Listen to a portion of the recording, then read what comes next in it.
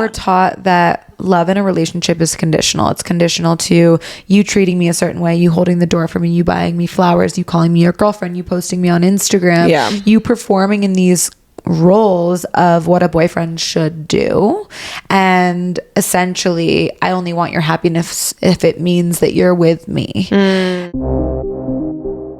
For those who are deep enough to get it, but profound enough to not care, you're listening to Consciously Unconscious. Good morning. Good morning.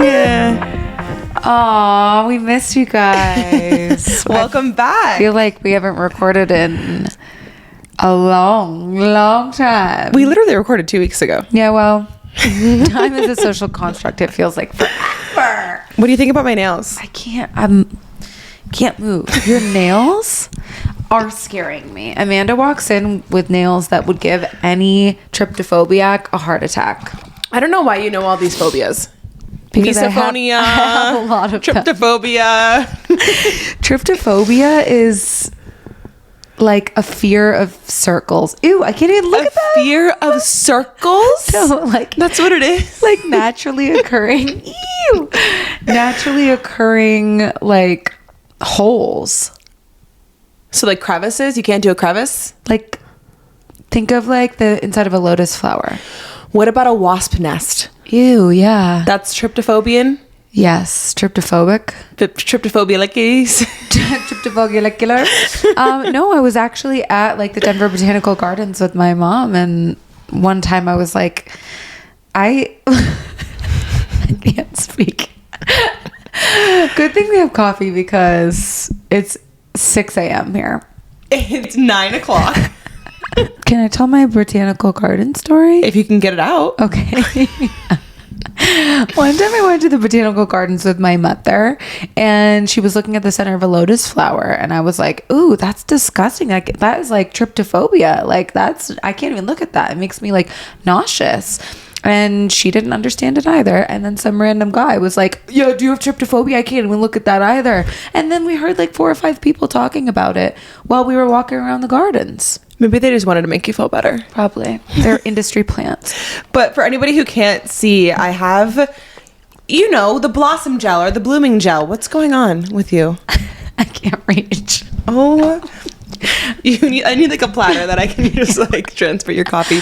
Amanda brought me coffee on a golden platter this morning. But it's like the blossom gel or the blooming gel, and I did the color hopscotch with the color walnut brown. Hopscotch? Yeah. If that's a job that I aspire to have in my life, it's naming nail polish colors.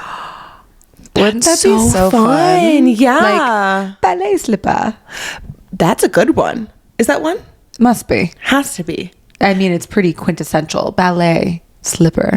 Quintessential. Who needs to have a nail line? Pookie. Pookie and Jet would crush an OPI. What would Pookie's color nail be? collection. Probably like a red. I was thinking right, or like a pink. Totally like a pink. Yeah, like a light pink. But I could see her throwing like a cheetah print in there. Oh my God. Did you hear they're having a girl? Yes, of course they're having a girl. Of course they're having a girl. He's going to be the best girl dad ever. Do you like Pookie and Jet? Yeah. Okay, I don't know who I was talking to recently, and they're like, they give me the ick. And I was like, shut your mouth. No, please don't speak about them like that. But they're, that's so interesting because there are some people that you can be like, you're totally girl mom energy or girl dad energy.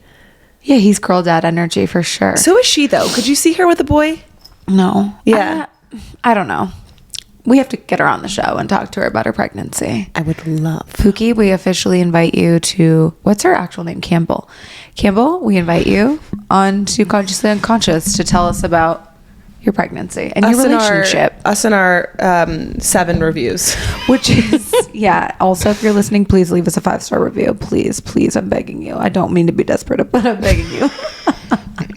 The other day I sent Jessa because we got a 1-star review, which fuck you for whoever gave us a 1-star review. Like, you just have a vendetta against us, my boy. Yeah, it's totally somebody that we know that doesn't like us or wants to see us fail. It's okay. You're entitled to your own opinion, but can you do that privately instead of...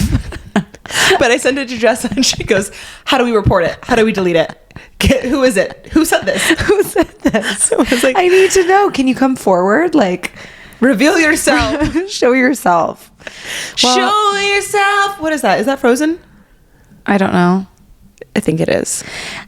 Something about Amanda is that she has the worst taste in music. I did not Just prepare kidding. to be put on blast. It's sweet. It's endearing. Okay, condescending. Here's the thing. No. If you listen to this podcast, you also probably listen to Brat. You also probably listen to Addison Rae and Aquamarine.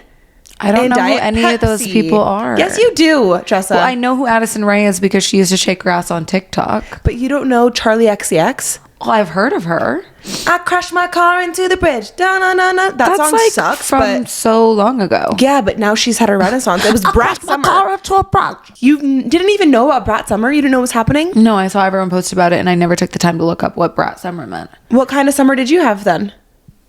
I kind of blacked out. I don't remember. I had like a mountain girl summer. Did you? Yeah. That's why I'm in my Carhartt one piece.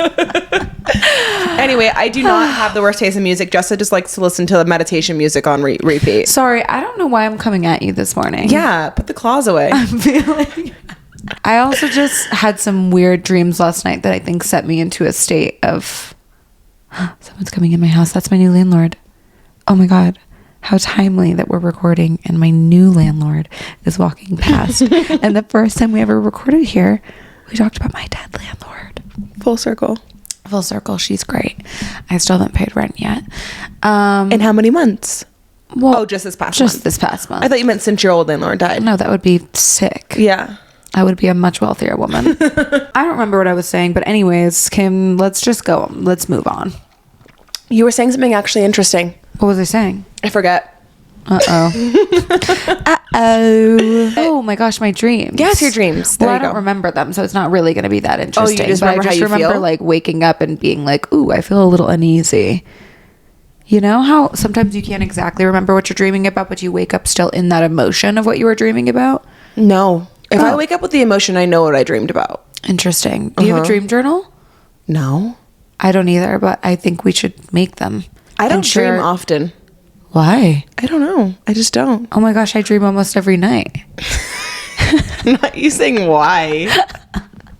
Okay, Amanda. If Amanda has taught me anything, it's to ask the question why when there's absolutely no response. No, I actually just, I don't know. I dream around the full moon. That's when I dream, but I don't dream.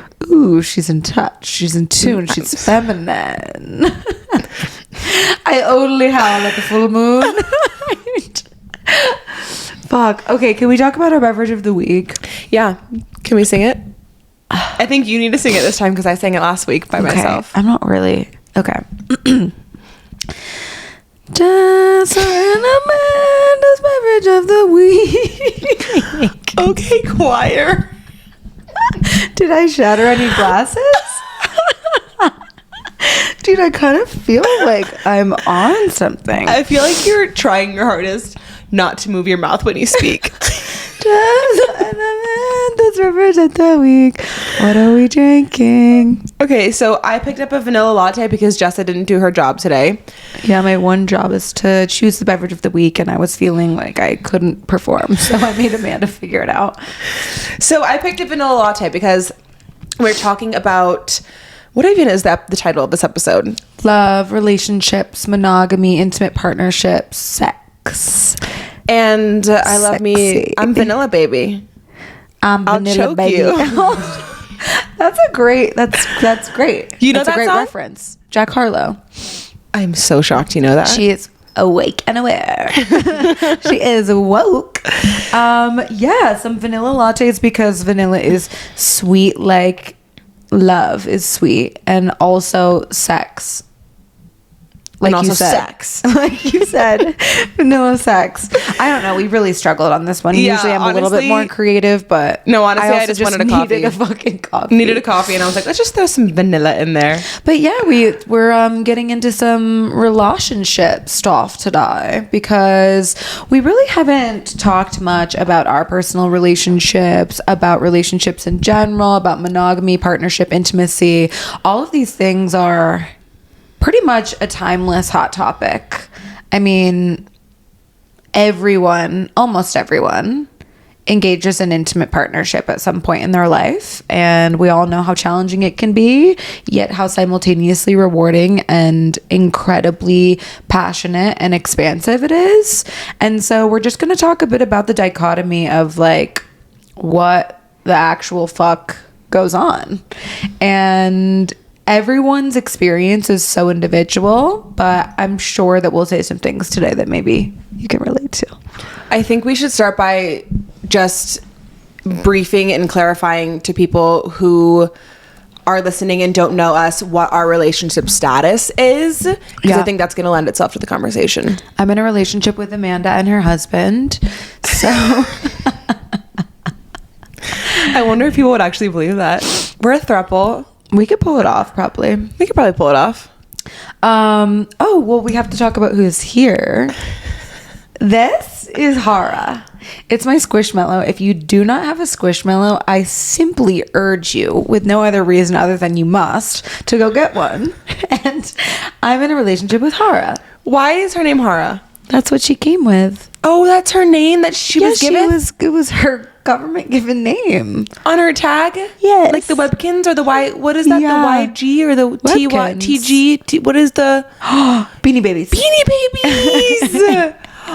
Yeah, she's Cute. basically a modern Beanie Baby. And she thick. Dude, she's so comfy. Yeah, I don't know why we brought her on the couch, but she needed to be here with us today. But she was actually given to me from a past partner, so partly she holds a special relationship to me because of that, but also she's just cozy. But if we want to get into our relationship status is plural.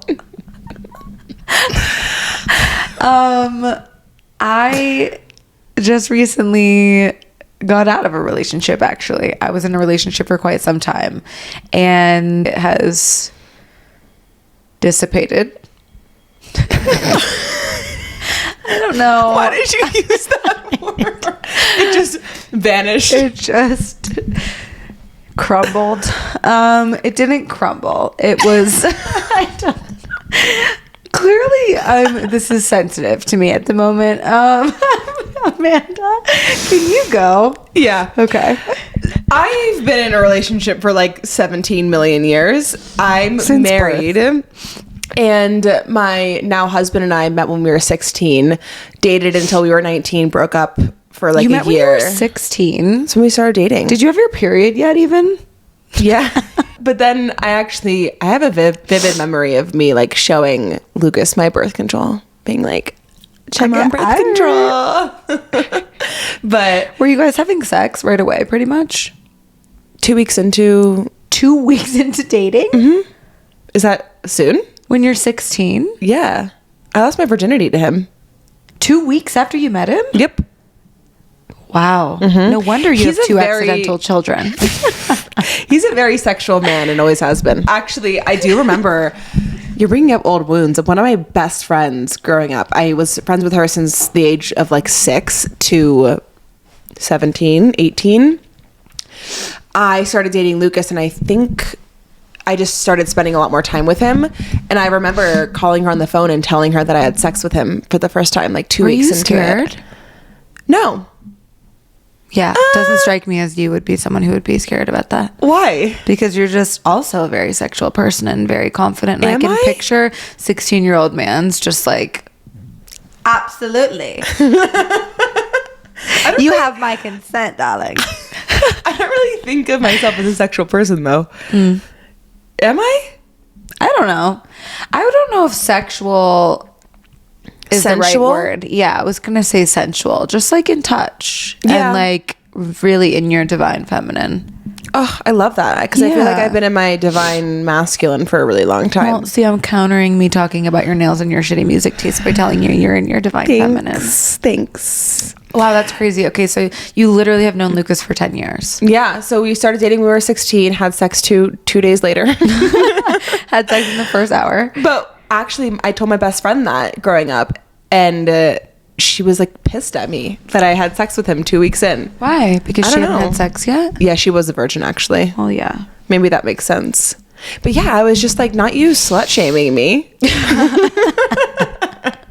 Thanks, Also, bestie. this is going to be something that I wanted to talk about, which I'll just get into now because I feel like why am I like dive in? I feel like I do that sometimes where I'm like, so what I wanted to talk about is, instead of just fucking talking about it, why do I feel the need to give it like a launching pad? You know what I always do, which people make fun of me for, is instead of just asking the question to like a waiter or something, I'm like, I have a question. And it's like, okay, you could literally just ask the question. Yeah. I'm about to ask you a question.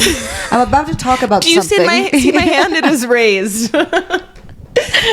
So growing up, and I don't know why, I have a few inklings as to why, but I really don't know why I was this way. I never dated casually. Like, I never was the girl who had a bunch of boyfriends or You a were bunch of... serial monogamist. Yes. I think that's a perfect word to describe me, because I never was like... All my friends had these little boyfriends in middle school or whatever. And I was just like, I just want to get my first kiss out of the way. Let's go to the Justin Bieber movie. Let's have a little smoochy smooch. Obsessed. And then I'm fucking done. The movie theater was the place to smooch. Place to smooch. Be like, Mom, drop me off. I'm meeting up with Tim Bay, my 6th grade boyfriend. Shout out Tim if you're listening. We dated for like a year, which was crazy in 6th grade. That's had my first kiss in actually maybe it was a park. That's I don't like remember, 20 but- years in dog years. Yeah, when you're like 12, a year is like year married with kids. Yeah. Oh my God, we had each other's schedules memorized. We would follow each other around. Wait, that's so cute. Yeah, the movie theater was where we would hang out. 100%. And I remember there were these two twins, and one of my friends was with one of the twins, and I was with the other twin. Tim is a twin. That's so funny. Twins are a fascinating thing. I actually am freaked out by twins Why? because I can't tell them apart. Okay, if they're identical, Yeah, but these even twins were identical. twins are like easy to tell apart once you. Nope. Okay. Not for me. My grade in my hello, it's me. My grade got awarded for having the most sets of twins in like the tri-state area. We had like 10 sets of twins or something. In your grade? Just in my grade alone. Did And I that was freak you out? Y'all parents be fucking. Yeah, literally. But I would love to have twins, I think. No. Okay. Because I've breastfed, and I do not want to Just breastfeed two babies. One puppy on either boobie? No. I would literally not be able to do anything other than breastfeed for 6 months straight. I don't know what would be worse, is to have a child, have one, and then your second pregnancy be two, and then you're like, oh shit, this was way easier when I was just parenting one, or to think that you're having your first child and then have two. I'd rather have a first child and then have two. Like, my first children But don't be you my think two. that you would be, oh, okay. Yeah. Rather than have a toddler and twins. Yeah, I'm good on that. That's my worst nightmare, actually, is... If I have twins, I'm calling it a day. Well, oh, really? You think you'd be done it too? I don't know. Cross that bridge when we get there? Yeah, we'll see. My worst fear is going for the third and actually getting cuatro. 4. Being like, oh, my last baby. Oh my God, I'm so excited to just like have one baby to just What's cuddle up with and triplets? smooch Like, and- what is up with that? I don't even want to speak on triplets. Okay, I don't want to put it in the ether. Move on. Table it. Back to Justin Bieber movie. So my friend was with one twin, I was with the other twin, and I genuinely was just like, I'm using this guy for his body. I'm just getting a little like, I'm just going to smooch him. And that's it. And I did. And he wouldn't make a move on me the entire time. And finally, I just like grabbed his face and kissed him. Yeah. Because I wanted to get my first kiss over with. As women have to do. We always make the first move. Yeah. And so after that, I remember my other friend who was just tagging along slept over my house that night, and I was like, I'm kind of done with him. Like, I just don't like him anymore. I got my first kiss out of the way. I'm just like done. And she's like, oh yeah, like that's crazy. Can I have his number? Oh, I was like, sure. And Sure, I think they dated for like 6 months after that. Yeah, relationships when you're in like middle school and high school are so funny. They're like the first taste of you being interested in someone else. Is that SD card supposed to be in somewhere? No. Okay. There's just an SD card on the table, and I'm just imagining we record this whole episode, and then we realize that She's none of like, the I'm cameras perfectly have- lonely. Well, I think in middle school, it's like your first taste of liking the opposite or the same sex.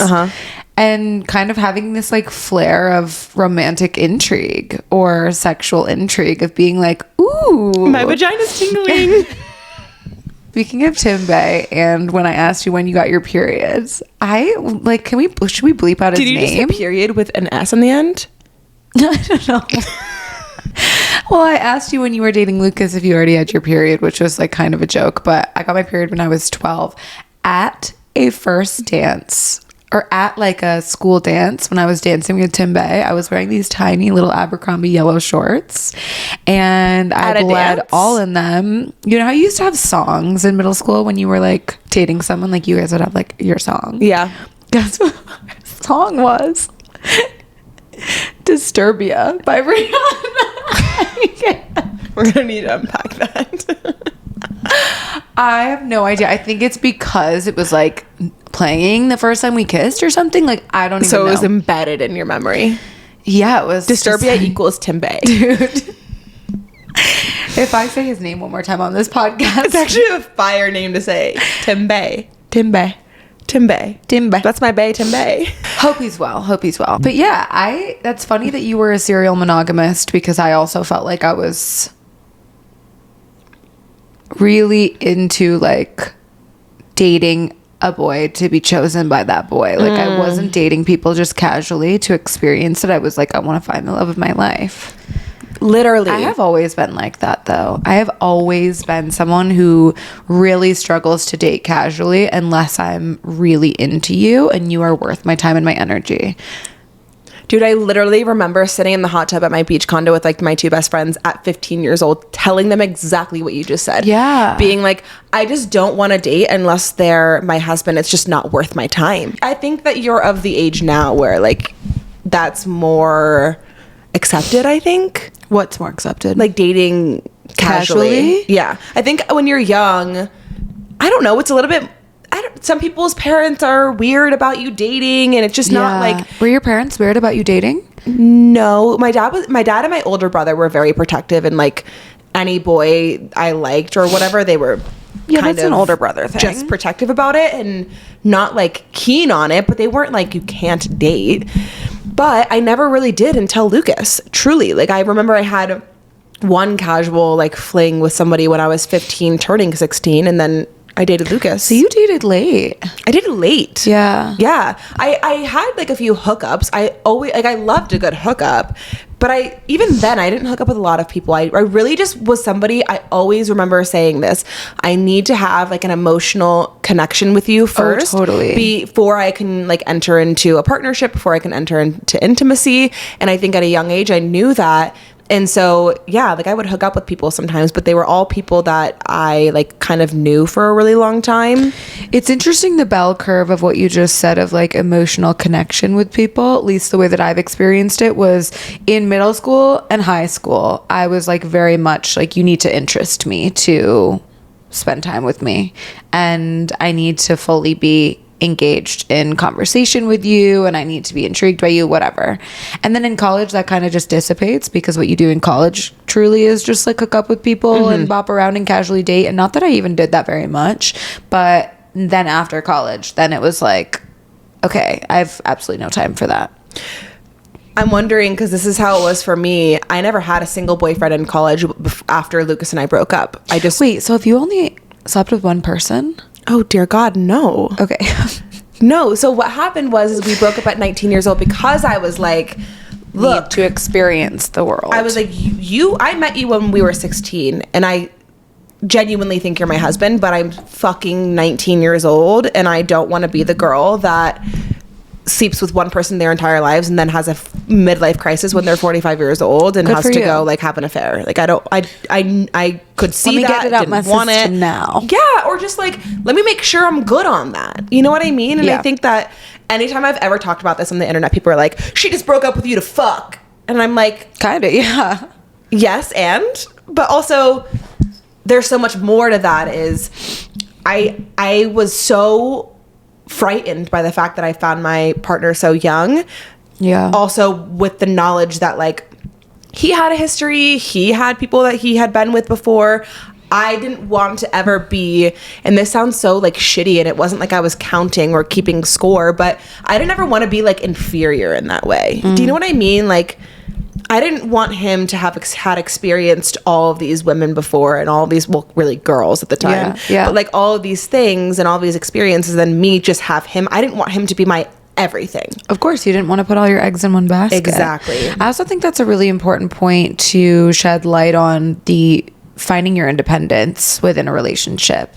And sometimes what that looks like is taking space away from the relationship, just like what you did. 100%. Especially when you meet someone so young, like high school sweethearts or people even who meet in college.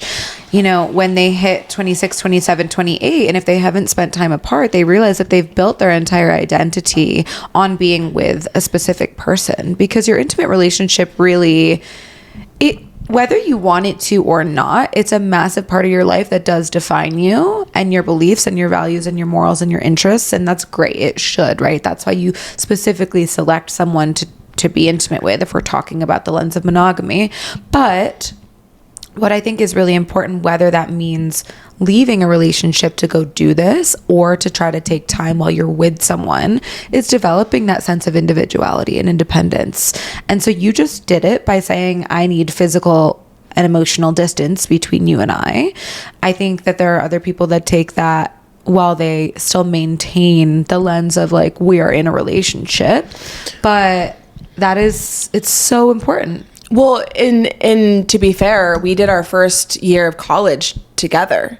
Like, we were in a relationship, but we were 7 hours away from each other. Yeah, long distance is crazy. Well, and I think that's what I contribute to me transferring from SCAD to Boulder, was the fact that I never immersed myself at SCAD because I was always driving on the weekends to go see him. Yeah. And he was my everything. He was my identity in a way. Like, yeah. I think I've mentioned this before, but like, I had a successful dad that was pretty well known, and so I always was like, oh, you're so and so's daughter, or oh, you're Christian's little sister, or oh, you're Lucas Fowler's or girlfriend. Like, I was always attached to a man. I never had my own identity. At least that's the way that I internalized it. And so when I was going through it, my freshman year, I was like, I need to go and be me. Like, I need to go somewhere where nobody knows me, where I can find my own identity outside of all of these roles and outside of all of these identities that I've been given. And so I think that's exactly what it taught me, was individuality. Like, it was the first time where I was like, oh my God, I haven't woken up in 3-4 years and thought just of myself. Like, what does Amanda want to do today? What does Amanda need today? That's crazy. Right.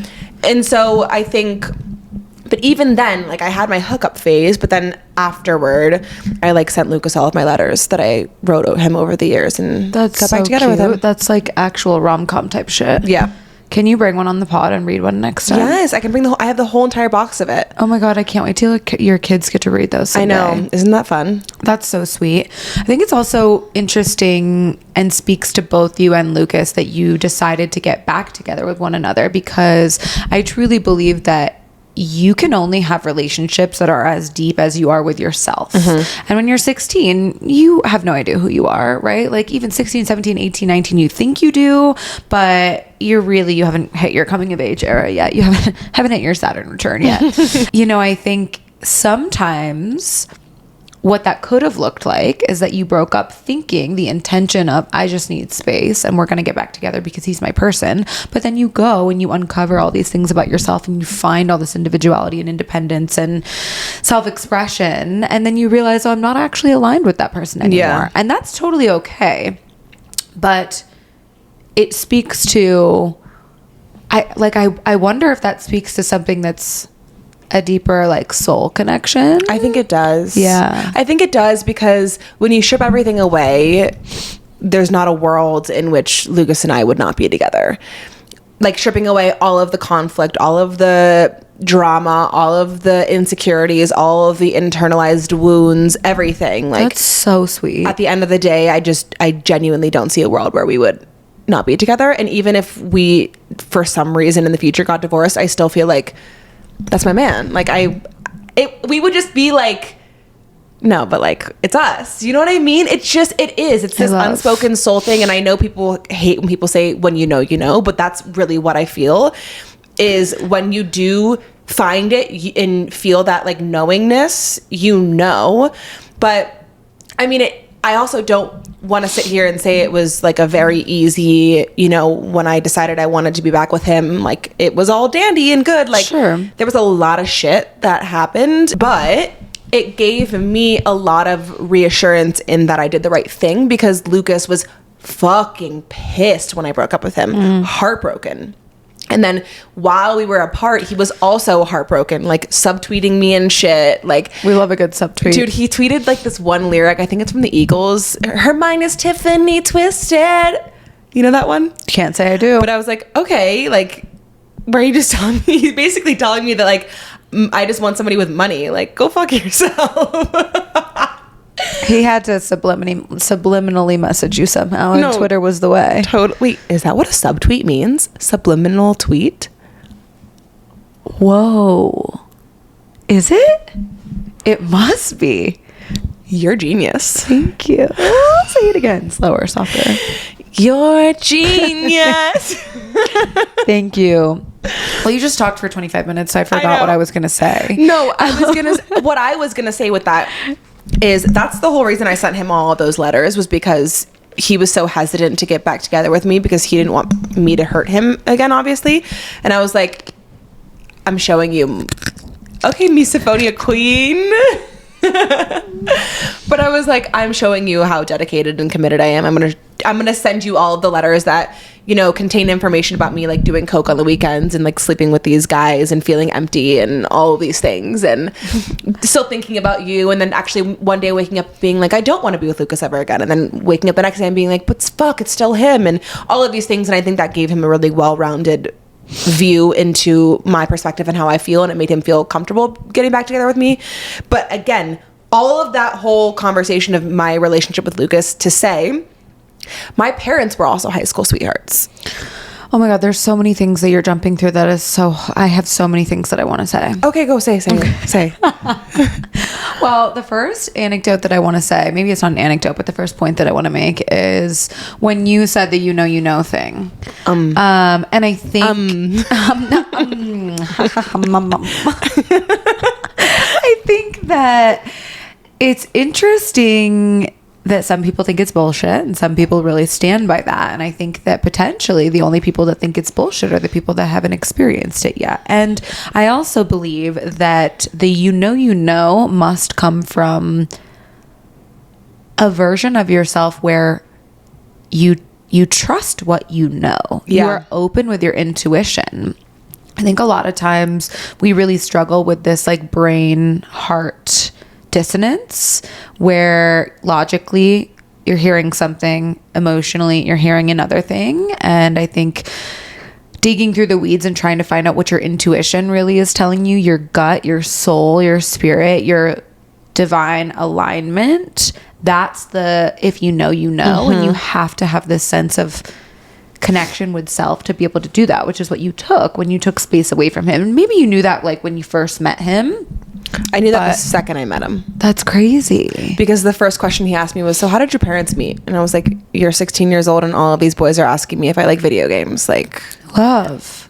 But your parents are high school sweethearts too. Yes, but to your point about when you know, I don't think your point about intuition, I think that's literally all it is. I don't think it is a brain knowing. I don't think it's like I don't think the knowingness happens logically or in your brain. I think so you think it's not a brain knowing? No. Okay. I think it's totally an emotional knowing. Truly, it's like my heart does not deny him. Do you know what I mean? Like, yeah, my body doesn't deny him. Even when I'm pissed at him, my body is like still like, but he's mine. Do you know what I mean? Like, that's so sweet. It's like it's out of my control, honestly. I think it's also important to know that you can have really intense connections and really meaningful, deep, profound relationships that are not sustainable to be your end all be all, that are not sustainable to be long-term partnerships. So I think that's also something to discern and decipher when you're in partnership with someone is this sustainable long-term to create what I'm looking for in life, while also understanding that you moment by moment is all you have. So you don't necessarily have to plan, is this person checking all my boxes for being a dad and buying a house and doing all these things, right? Like, it's this balance of, is this relationship something that will serve me long term because that's what I'm looking for, but also I don't know what I'm saying. Do you know what I mean? Like, it's serving you in the moment, which is all you have. And so while relationships can serve you, I feel like I'm talking myself into a rabbit hole. While relationships can serve you in the moment, they can also not serve you long term. I think that relationships also serve you for certain things. I think that relationships teach you lessons, and we're going to get into this with mirroring and how your partner is your mirror. But I think relationships teach you lessons, and I honestly, genuinely think that sometimes you learn what you need to learn, and then that's all. I don't think that there's... I think that the when you know can also be for friendships, can be for anything. Fucking pets, you know, walk into a pet store and you're like, that's mine. She's choosing me. Like, I think it's very karmic, because I think that people are, and pets and whatever, are in this world to teach you things. And I don't think that everyone needs to be with somebody to learn the lesson they're supposed to learn from that person for forever. You know? To be really open and vulnerable about this last relationship that I had, is this was the greatest and deepest learning experience that I've ever had in my entire life. And I'm thinking that I'm going to do a solo episode on breakups and relationships and kind of unpack a lot of what that felt like, what that looks like, what I'm grieving, kind of just navigating heartbreak, because I am really feeling a lot about this, but I'm feeling a lot because of how potent this relationship was for me, because he was my greatest mirror. He stood there and he held up a fucking crystal clear mirror into my face, and I learned so many things about myself that I never thought I even had the potential of being aware of. And it's ironic that, you know, real true relationships require that of both parties, and being really acceptant of you being the only one that you can teach yourself how to heal. Like, he can hold up the mirror, but he's not there to tell me how to heal, or he's not there to do the healing for me. He's here to hold it up and say, hey, just so you know, this is coming from a completely different perspective, and this is how I see it. But also, I want to credit you, because I think that when people are given a mirror, and I do this a lot, is instead of confronting the image that's in the mirror and the reflection and internalizing that and like working through it. And I'm not saying maybe you did this every single time, but I feel like you're really good at seeing that instead of taking it, rejecting it, and projecting it onto him. Yes and no, because we were together for about 3 years, and I think the first year and a half, 2 years, that's exactly what I did. Yeah. That's exactly what I did, which created this difficulty in building that foundation, because I was very defensive and I was very resistant to looking at those parts of myself. And what's interesting, and I haven't yet fully conceptualized what this means, but the irony of the end of our relationship was that in the last 6 months before our relationship came to a close, it felt like I was finally like, okay, I have to really absorb this, and I have to heal my own wounds, and I can't just expect you to be better to heal me.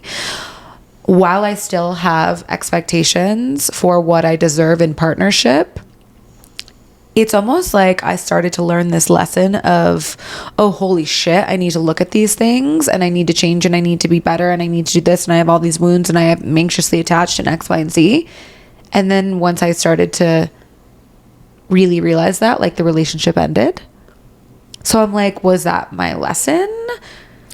The image that I'm getting when we're talking about the lessons and the length is like, you know, when you would like pull a straw as a kid, and some people would get like a short straw and some people would get a really long straw. Nope, never pulled straws. Pickup sticks? Okay, let's do a string then.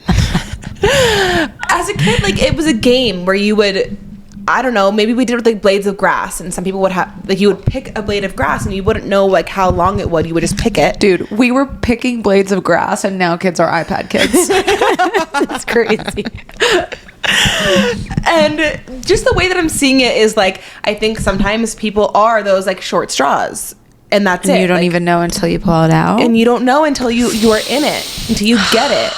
And then some people are really long straws, and I think that's kind of what I feel with Lucas, but with you, with your past partner, is like, maybe it was just a short straw and that's what was meant for you. Yeah, and I think the really hard part is that I wish it wasn't. Of course. I mean, it's also so hard, and I don't want to get too far into this, so move on after I say this, but I think it's really hard when a relationship ends with so much love and desire for each other still. It's so much easier when you end a relationship with a partner and they cheated on you, or they're really just terrible to you, or something where you can look at them and you can be like, bye, good riddance, thank you for proving to me.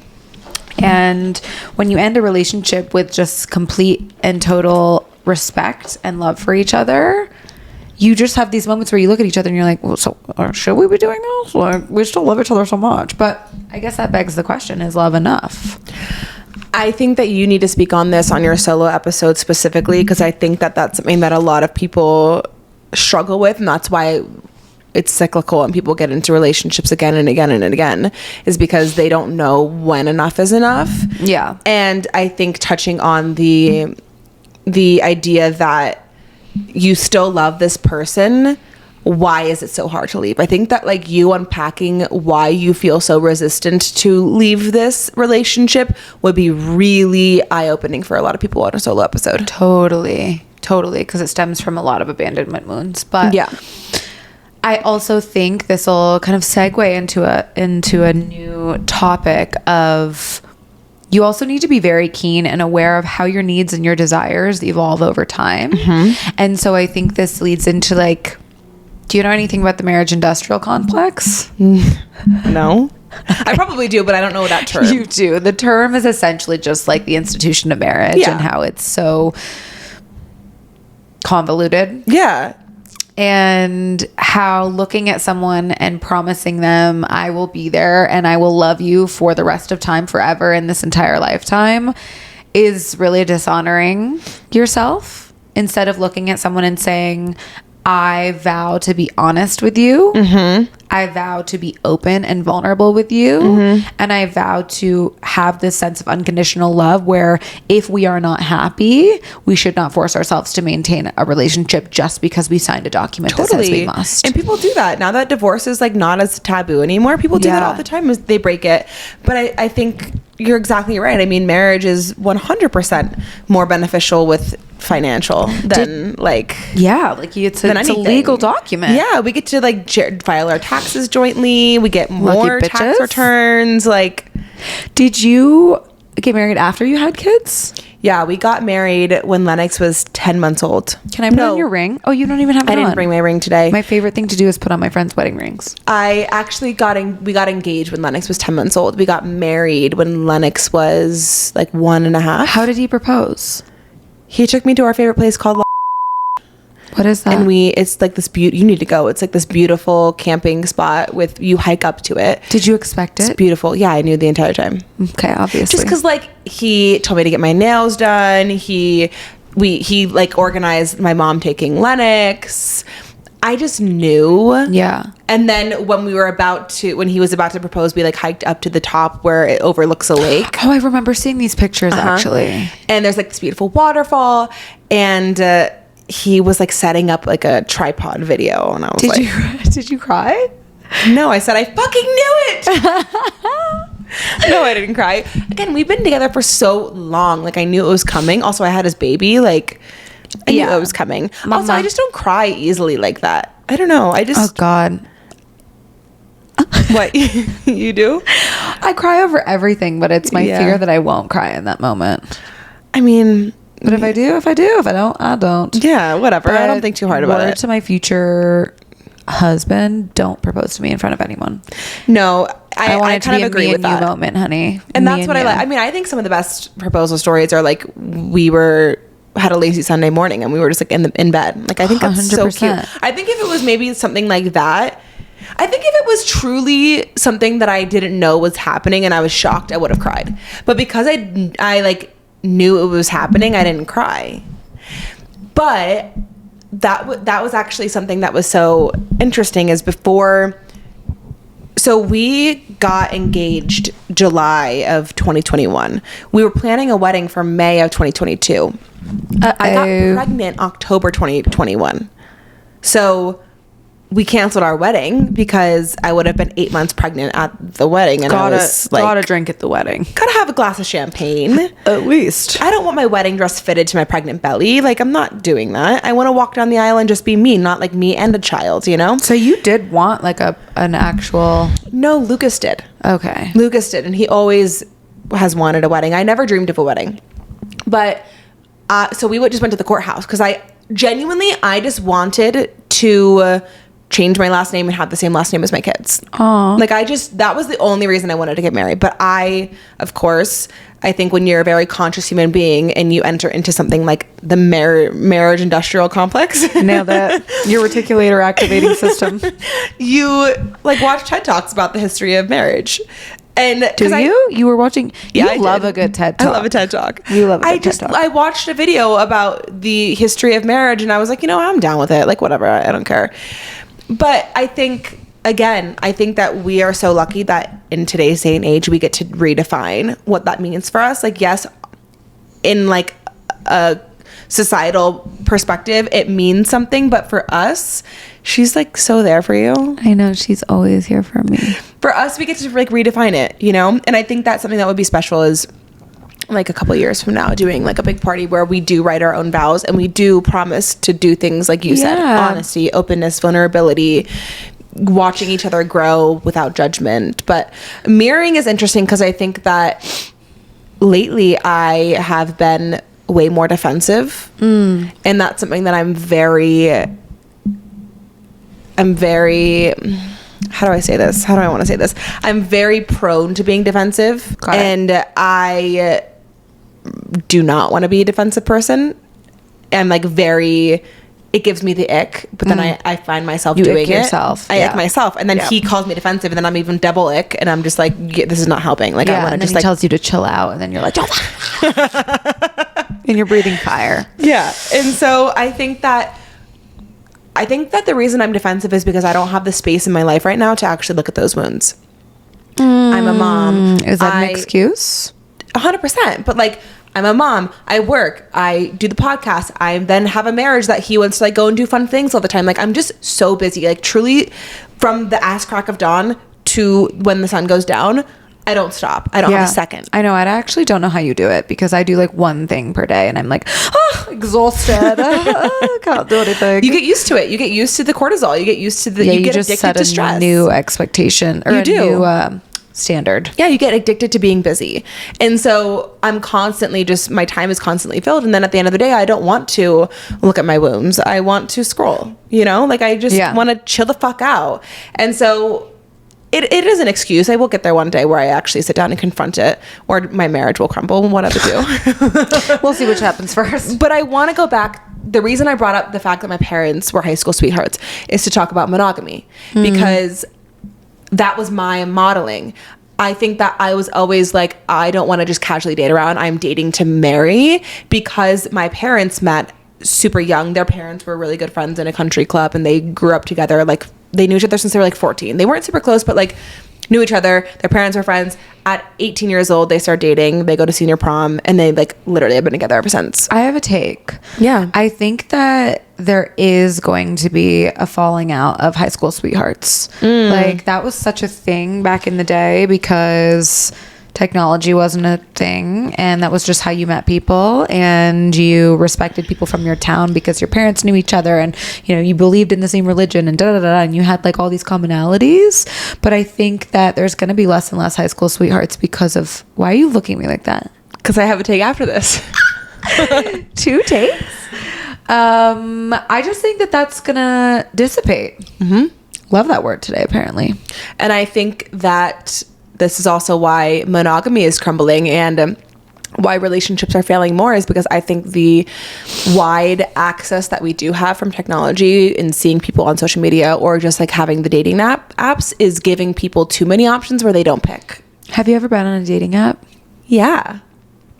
It's a weird place out there. It's weird. It's so weird. That's how I met my last partner on Hinge. I know, which is wild. I don't see him on Hinge. I met him once, but like I could never see him on Hinge. I can't believe you only met him once. I know. Yeah, because you also have this expectation once you put yourself on a dating app to be exactly who you post yourself as, which is just so not inclusive of it's like, how much do I share? How much do I not? Yeah, what are the most important parts of me to share? I get 5 pictures and 4 prompts, and here you go. You're supposed to like me based off that. It kind of feels like a sperm donor situation. Like you're just looking at everyone's characteristics and all of the things about them and not actually getting to know the human. Totally. Until you meet up with them. I brought it back around. Don't worry, I brought that back around. Bro, you didn't know where the fuck I was going with the sperm donor. That's where my head's at. You know what? Someone trademarked that app, though. You should be able to have like a dating Hinge app for sperm donors. Sorry, don't take that idea. I've already trademarked it, actually. I look like a sperm donor in this suit. You kind of just look like a sperm. I need to get comfy. Ooh, sitting on my pillow. No, but the dating apps are interesting. I really do believe that that's why relationships fail too, is because we have so many options. It's sales 101. Give people too many options, they're not going to choose. It's the paradox of choice, baby. Yes. It's like when you go into the grocery store and you see all the different pasta sauces and you came in for one and you can't pick, and then you leave and you're like, oh fuck, I picked the wrong sauce. What if I picked the other one? It could have tasted better. It's just you like yesterday. What was me? Oh, in the grocery store? Yeah, I tried to go grocery shopping. First of all, don't go grocery shopping when you're hungry. Just don't do it, because everything looks good, but then nothing looks good. And and Trader Joe's is just, dude. Trader blows. I love that place, but I am so overwhelmed when I go in there at the amount of people just running rampant, and like there's no rhyme or reason to the direction that people are pushing their carts, and they're crossing over and they're cutting your path and they're reaching for the hummus. True. And I'm like, okay, I'm here for the dolmas, I'm here for the grape leaves, and I'm here for your spicy chili crunch, and I can't fucking find them. Okay, I can't find them.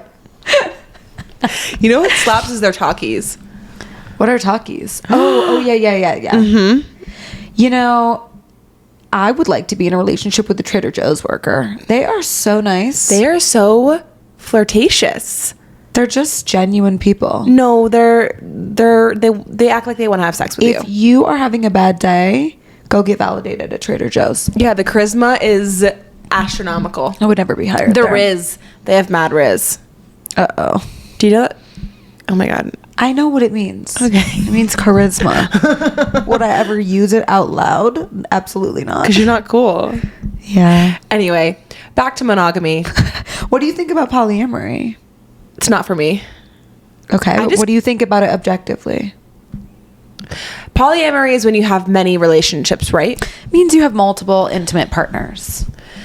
I thought it was more relationship based, not like multiple intimate partners. Yeah, sure. I mean, I guess I just mean intimate, meaning like emotionally intimate. It doesn't necessarily need to mean physically intimate. It can be. Yeah, so you're having like basically relationships with more than one person. Yeah.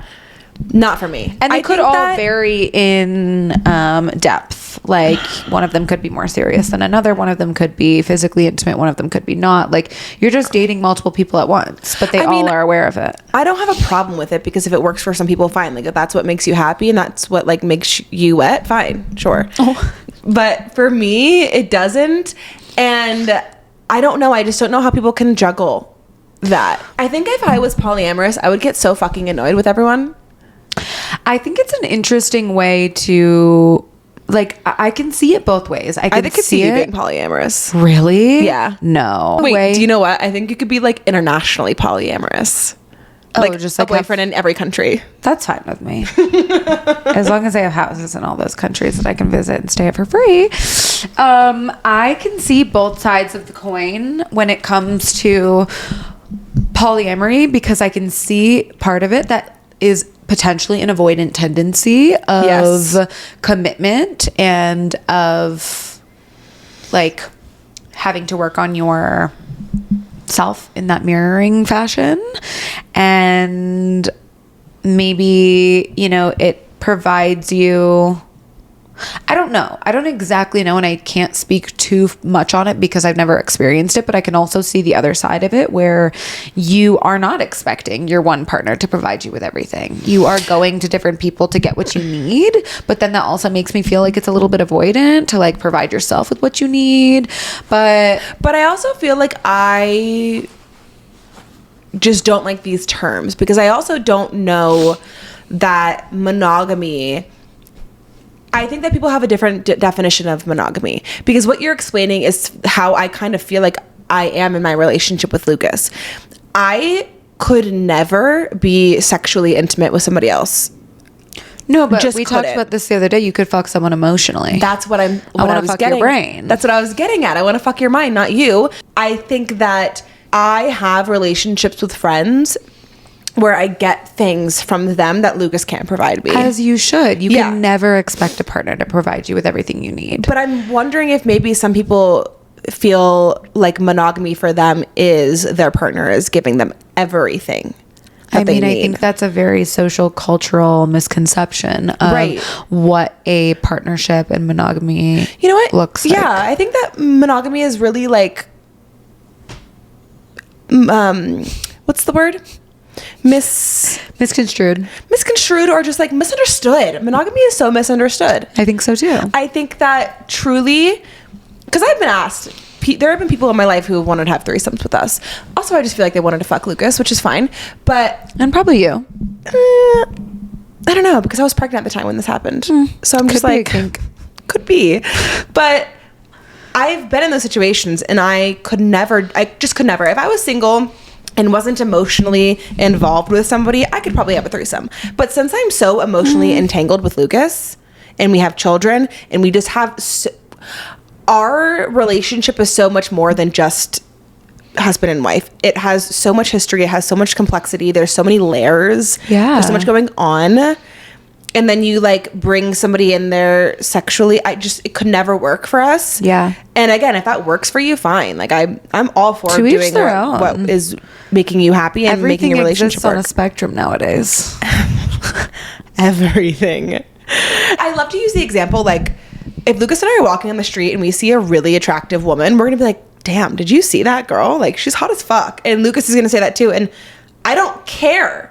Well, because it's not threatening. I think this is another thing too, is that you guys are able to have a really honest and open relationship because of how confident you each are in yourselves and the foundation you've built together, where jealousy and fear come from wounds of unworthiness or come from not having, these actions and these words that show someone that you're really committed to them. So if we're going back to monogamy and you have a partner and they've never really looked at you and said like, you're my person, I'm staying with you, I'm so happy to be here, I choose you, I'm choosing you every day, and you feel this sense of wobbly foundation, lack of stability, they could leave me at any moment, I don't know what's going on, I feel a little bit undefined, I feel like I can't figure out if they like me or not, then of course when you see someone on the street, if one of you says something that is, oh my God, that girl's beautiful, it's like, well, does he want to be with her? True. Because he's never told me that he wants to be with me. And so I think it really comes from, establishing when you're in the first year of your relationship or the first 6 months of your relationship with someone, really being clear and setting boundaries about how you feel, what you want, what you need, what you're looking for. And it's okay if you don't know, and it's okay if you're willing to casually date, but if you really see this person as a long-term partner, to just off the rip, be really upfront about being open with how you feel. Like, why are we holding back? Vulnerability breeds vulnerability. And so we spend too much time playing this game of push and pull, of like the chase and run, when we start talking to a new partner or a new person, where it's like, what type of fucking time are you wasting? I mean, no time is ever wasted, but if you really like this person, just fucking let them rip. Don't wait for them to say I love you. Just say it. Like, don't hold back. We're living in radical honesty and radical truth. And when you do that, then you're so much less threatened by, oh my God, I don't know what this relationship looks like. I don't know if they like me. I don't know if this is stable. Da, da, da. So I think you and Lucas probably really had to do a really good job about being so transparent with each other about how serious you were about each other, that there's not doubt. Yeah. There's no doubt. I also do think that the reason we can do that is because we were away from each other. Like we gave ourselves that space. We broke up. Yeah. And we learned that we must be individuals first. And I think that because we got together so young, we had kids so young, we got married so young, I think that we both knew that if we were going to commit to this, that we have to be encouraging, not discouraging about each other's growths. And so what I mean by that is if Lucas chooses in 10 years that he doesn't want to be with me anymore, sure, it's devastating, but like I just want him to be the happiest, most evolved, most like thriving version of himself. Do you know what I mean? That's really the true definition of unconditional love, which is not what's taught to us. Yeah. We're taught that love in a relationship is conditional. It's conditional to you treating me a certain way, you holding the door for me, you buying me flowers, you calling me your girlfriend, you posting me on Instagram, you performing in these roles of what a boyfriend should do. And essentially, I only want your happiness if it means that you're with me. And I think that was another really profound ending to this relationship that I had, was that he really taught me unconditional love, because it was very conditional for me for a while, where I could not imagine him being with anyone else. I could not imagine ourselves not together. It would just make me so unhappy and so sad and so heartbroken. But really what he was like, because I just wanted it to be him so bad, but at what cost? You know, I wanted it to be him so bad at the cost of both of our fucking happiness. And then it was like, what are we doing? Yeah. Why are we here if neither of us are happy? So the unconditional love that you feel for Lucas, no matter what he wants, whether it's you or someone else or something else or somewhere else, you want his deep peace and joy. And that's unconditional. And so I challenge you all to look at your relationships and say, like, is this conditional or is this unconditional? Like, does it have to do with me, or do I really just want peace and love for that person no matter what? Yeah. I think it also comes from a place of knowing that his growth is truly not about me. Yeah. Like and this is a hot take and maybe a whole rabbit hole that maybe we don't have time to go down and we can save for a later date. But I think that cheating is like something that people are so up in arms about. I've always felt like cheating is literally not about me. If someone cheats on me, that's not about me. It's not personal. That's like not personal. Why would again, there's a spectrum, right? Like, I think that in certain cheating situations, like, it's not about me. Okay, so I'm going to break up with him because obviously, like, it's just not working. Or it's not about me and I choose to forgive this person because I know it's not about me and they were going through something. Do you know what I mean? Like, I just think that, like, it's so not about you. If you have ever been cheated on, it's so not about you. And I think that the first mistake that you're making is internalizing it. And it's not your own mistake. It's the fault of society. And also probably the person that cheated on you is telling you, well, you did this X, Y, and Z. It's not about you. Yeah. It comes back to the mentality of just let them show you who they are. Let them make their own decisions. Let them be autonomous. Well, that's what it is. It's like, are we forgetting that they had a choice to either say, because, oh my God, and I can get on this soapbox for forever, but like when people are like, oh, well, I cheated because you weren't giving me validation or you weren't giving me what I needed. Why didn't you ask for what you needed? Yeah. Why didn't you come to me and tell me that I wasn't giving you what I needed instead of going and fucking someone else? Yeah, I mean, cheating is so multi-layered and complex, but I do think that you're making such a good point about it not being personal, it not being any shortcoming of you, because again, there's this balance of asking for what you need and setting a boundary and asking for what you deserve and what you require in a relationship. But also, you have to understand that you can't try to change someone. You can't try to put someone into a box for who you want them to look like and who you want them to be as a partner. And we're really fucking good at that. We're really good at trying to mold and meld someone into exactly who we want them to be. And I'm very guilty of this as well. And being around that person, being with that person, spending time learning from that person, seeing that person should be enough. And if it's not enough, they will show you. So it's the let them mentality. If they want to make decisions that support their peace, their happiness, their joy, and that looks like cheating, let them. And that doesn't necessarily mean that that is grounds for termination of the relationship. It doesn't necessarily mean that you should just brush it under the rug and pretend like it didn't happen. It's so situational. But the point is full circle, come back to your intuition about At what cost are you compromising? Right? Yeah. Validate me. No, I think you're right. And I think that I've said this before and I'll say it again. You cannot have genuine, deep connections with other people if you do not have a genuine, deep connection with yourself. 100%. I wrote a couple things down.